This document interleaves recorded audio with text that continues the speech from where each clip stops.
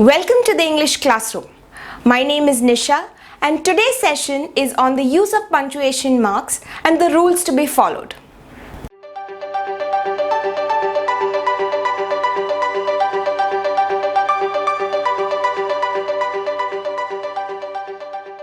In spoken English, we know when to pause or bring in emotion by changing the tone of our voice.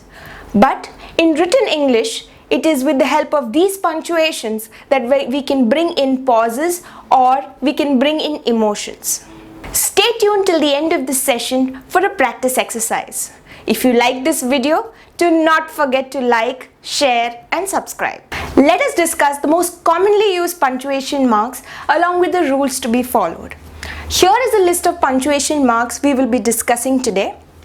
Now, the full stop, the question mark and the exclamation marks are known as the terminal punctuation marks. Now, what do you mean by terminal punctuation? Terminal punctuation marks are those punctuation marks which are used at the far end of a sentence when the sentence is complete.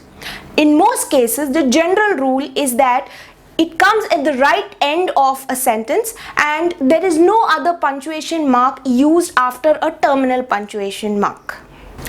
The comma, semicolon and colon are known as the pause punctuation marks. Now, what are these pause punctuation marks? These are marks which tell you to stop, pause, take a moment and then continue with the sentence. So these are the main two types of punctuation marks that we'll be discussing about today. Apart from that, we will also discuss the apostrophe, which is again a very commonly used punctuation marks and people tend to make a lot of mistakes using the apostrophe.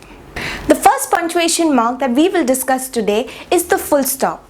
The full stop is also known as the period in American English. Now, the full stop is one of the most important punctuation marks because it tells us when the sentence is complete. It is used at the end of sentences which give information or commands or requests. Here are some rules that you need to keep in mind. Now, in the first sentence, I have not seen Who Killed Captain Alex. Now, this is the name of a movie and the name of the movie ends with a question mark. Do we need to add a period at the end of this?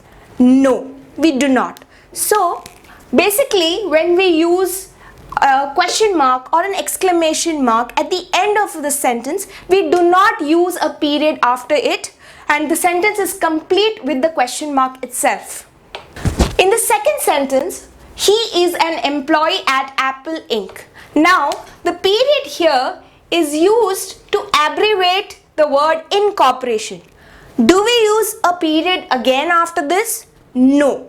In case the abbreviation comes at the end of the sentence, we do not use another period. So the sentence is he is an employee at Apple Inc. with no period at the end, only the period which abbreviates the word incorporation. Now the third sentence, she bought a new house. We have used a full stop here at the end of the sentence. Now there is one thing that you need to keep in mind. There is no space before the period, but there is a space after the period and you need to start the next sentence with a capital letter. The period is also used after sentences which are commands or requests. Please pass me the book. Please give me a glass of water. Finish your work and leave. These are sentences which are commands or requests and are usually followed by a period. The second punctuation mark is the question mark. It is also known as the interrogation mark and it is used for direct questions. For example, what are you going to buy for her? Now, the second rule. Have you read the book Who Moved My Cheese? Now, if you see at the end of this sentence, we have a question mark which is a part of the name Who Moved My Cheese, which is the name of a book. Now, the question is, will you add another question mark at the end of the sentence? No. The question mark of this book itself will act as a question mark for the whole sentence. So the question will be, have you read the book Who Moved My Cheese? The next one, the exclamation mark. Now the exclamation mark is used to show emotions. The emotions which we show in spoken English are usually shown with the help of an exclamation mark in written English. For example, emotions like anger, joy, excitement are all shown with the help of the exclamation mark. Now let's see a few examples and some rules to be followed. Now for example, in the first sentence, what a beautiful day. Okay, in this sentence, the sentence ends with an exclamation mark. You will not add any other punctuation after this exclamation mark. Now, exclamation mark is also used in case of interjections. Interjections like wow, hooray, oops, which are all used to show different kinds of emotions. Wow, what a beautiful house. Hooray, we won the match. Oops, I dropped the bag. Thus, the exclamation mark brings in the air of emotion which is usually used in spoken English. Let us now learn one of the most misused punctuation marks, the comma. Now, the comma is known as a pause punctuation mark. A pause punctuation mark tells you to stop for a minute, pause, and then continue with the sentence. Now, there are a lot of rules that you need to follow when using a comma. We have listed down a few of them. Let's discuss them. In emails. Now, when you start off an email, you write, Dear Sir, Dear Ma'am. After these words, you need to add a comma, and at the end of the email, when you write yours faithfully, yours truly, or yours sincerely, you again add a comma after yours faithfully, yours sincerely, or yours truly. And the second one, Lisa, please bring me the book. When you address someone or call out to someone, for example, in this case, Lisa, you add a comma after the word Lisa, and then you write, please bring me the book, and end the sentence with a period. One of the most common uses of the comma is in lists. For example, I went to the store and bought sugar, eggs, and honey. Now you will see that I have used the comma after sugar and I have not used it after eggs. Now there is no hard and fast rule. In schools today, children are taught that before the word and, you do not add a comma. That's how I was taught, but there's no hard and fast rule. So you can add a comma here as well. And however, at the end of the sentence or for the last item in the list, you do not add a comma. You end the sentence with a period. The fourth sentence, it was a long, tiring flight. Now, if you see, the noun flight is modified by two adjectives, long and tiring. You can add a comma between these two words. It was a long, tiring flight. The comma is also added after extra words in a sentence. For example, honestly, I didn't like the food. Frankly, I do not agree with you. Yes, we expect him to come. Now, after the words honestly and yes, which are additional words in these sentences, you add the comma. Here are a few more examples of the use of a comma. Now, in this sentence, he studied for the test, so he got a good grade. Now, this kind of a sentence is known as a compound sentence. Now, what does that mean? If you see the first sentence, he studied for the test and he got a good grade, are both independent clauses. They are not dependent on each other. These two sentences are joined together by so, which is a coordinating conjunction, and whenever you use a coordinating conjunction in a compound sentence, you need to add a comma before it. So he studied for the test, comma, so he got a good grade. Now in the second sentence, because of rains, our flight was delayed. Now this type of a sentence is known as a complex sentence. I'll make that simple for you.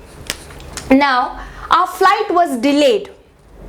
Here, this is the independent clause. It has a verb. It is the independent clause. However, the sentence because of rains.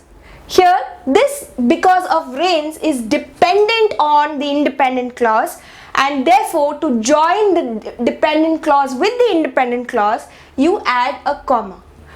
This will change if the independent clause comes first. How can you rewrite this sentence? Our flight was delayed because of rains. In that case, you do not add the comma. Again, I repeat, if the dependent clause comes before the independent clause, you join the sentence with the help of a comma. The next punctuation mark, the semicolon. Now, the semicolon is used to combine closely related sentences. Now, what are these closely related sentences? Let me give you an example. I have a big test tomorrow. I can't go out tonight. If you see, there is some connection between these two sentences, and you may argue that you can use a period or a full stop here. Why do we use a semicolon? The semicolon here helps to show the connection between these two sentences and reduce the pause between the two sentences and gives you a feel that this is a one sentence. Now, the semicolon is used between independent clauses and helps to avoid the use of coordinating conjunctions, which are and, but, for, so, and so on. For example, let me give you another example. I have finished the main course. Now, I have to make dessert. Now, in this sentence too, these are two independent clauses. I have finished the main course. Now, I have to make dessert. It helps, the semicolon here helps to join these two sentences and show the relationship between these two sentences. The next punctuation mark is the colon. A colon is used to introduce words, lists, names, and phrases after independent clause.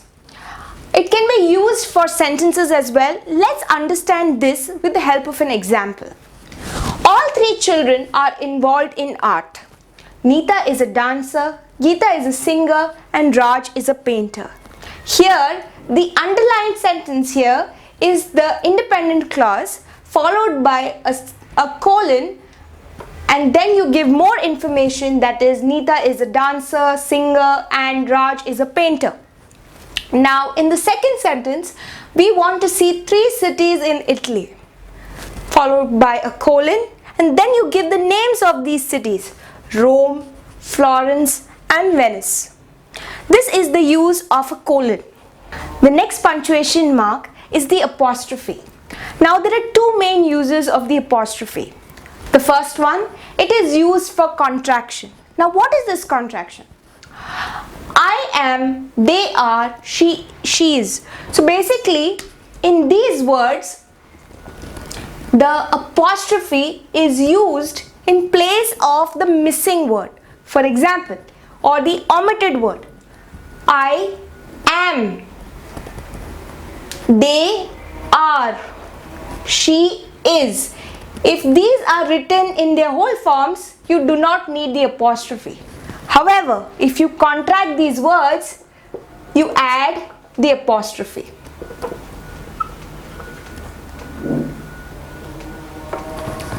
Now, in the second case, it is used to show possession. Now, for example, it is Geeta's car or Geeta's dress. Here, to show possession, we add the apostrophe and S to show that it belongs to Geeta. Now, what happens when the name of the person ends with an S?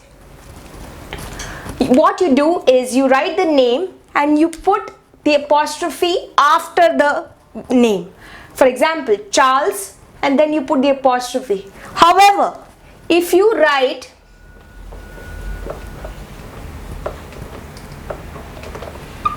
this is also right, but this sounds better, so I recommend you that whenever a name ends with an S, try to put an apostrophe after the S. Now, in case of plural nouns, you need to put the apostrophe after the S. In this case, girls, you put an apostrophe after the S, and years, you put apostrophe after the S. You need to be careful in case of possessive pronouns. For example, hers, yours, ours. You may be tempted to add an apostrophe, but do not. In case of possessive pronouns, hers, yours and ours and many other possessive pronouns, you do not add an apostrophe. Now, there is one topic which confuses a lot of students, that is the use of the word its, it with an apostrophe s and its. Now, these are not the same two words. These are two different words. It with an apostrophe s is the contracted form of it has or it is, depending on the situation and the usage, and its is used to show possession. Here, like for example, a dog tried to bite its own tail. Here it is not the contracted form, it is the possession form of its. Hope you understood the concepts and the usage of punctuations. Let's test this with the help of a practice exercise. You can pause the video here and answer these questions. Here are the answers. Hope you enjoyed today's session. If you did, do not forget to like, share and subscribe. Tune into the channel next week for another session. Until then, happy learning.